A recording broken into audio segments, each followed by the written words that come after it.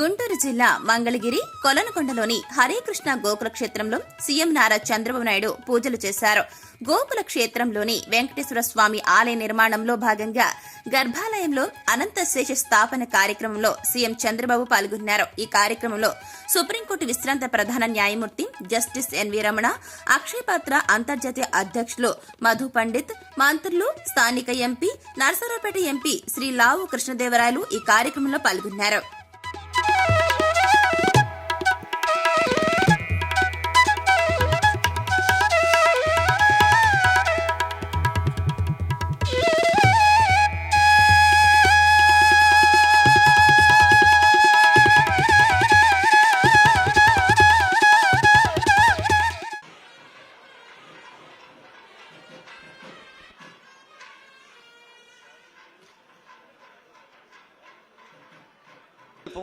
అర్చన అనంతరం ఆశీర్వచనం అందుకొని ఈ యజ్ఞ వేదిక దగ్గరకు వస్తారు.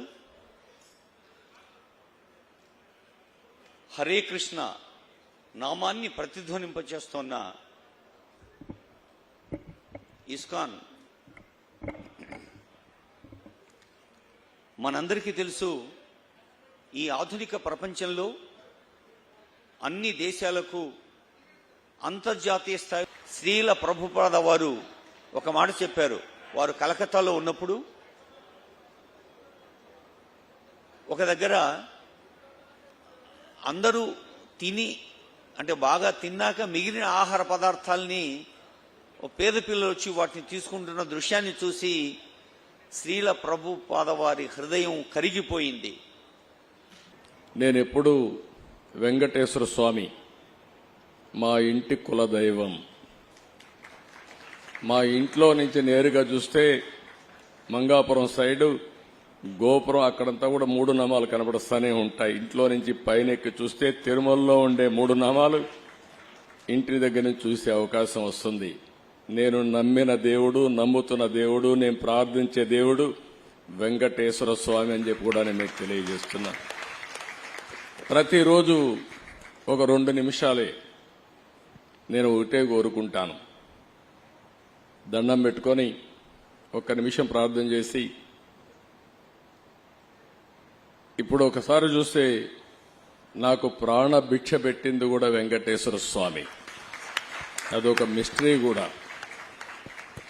2003లో నా మీద 23 క్లేమోర్ మైన్స్ ని బ్లాస్ట్ చేస్తే సాక్షాత్తు వెంకటేశ్వర స్వామి నాకు ప్రాణభిక్ష పెట్టాడు. ఏదో చెయ్యాలని ఆ రోజు నన్ను కాపాడాడు. అలాంటి వెంకటేశ్వర స్వామిని నేను ప్రార్థించేది, నాకు శక్తి, సామర్థ్యాన్ని, తెలివితేటలు ఇవ్వండి. ప్రపంచంలోనే తెలుగు జాతి నెంబర్ 1 జాతిగా ఉండడానికి ఆశీర్వదించండి.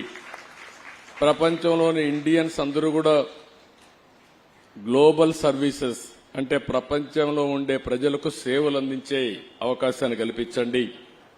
ఈ దేశంలో పేదరికం లేని సమాజం, అందుకే ఇటీవల నేను మాట్లాడుతున్నా జీరో పావర్టీ. మనందరి బాధ్యత. సమాజం మనకి ఇవన్నీ ఇచ్చింది. ఈరోజు నేను ఒక ముఖ్యమంత్రిగా ఉన్నా, రమణ గారు former chief justice of India అయినా, లేకపోతే వేదిక పైన ఉండే పెద్దలు కొంతమంది మంత్రులైనా, ఇక్కడికి ఉండేవాళ్లు వివిధ రంగాల్లో బ్రహ్మాండంగా రాణిస్తున్నా, ఇది మనకు సమాజమే ఈ అవకాశం ఇచ్చింది. అలాంటి సమాజంలో పేదరికాన్ని, అందుకే నేను ఒక స్లోగన్ తీసుకున్నా, zero poverty nation, zero poverty state, zero poverty village మనందరి బాధ్యత కావాలి. సంపద కొంతమందికి పరిమితమై పేదవాళ్లు పేదరికంలో మగ్గుతా ఉంటే అది మంచిది కాదు. ఈ విషయం మనం గుర్తుపెట్టుకోవాల్సిన అవసరం ఉంది.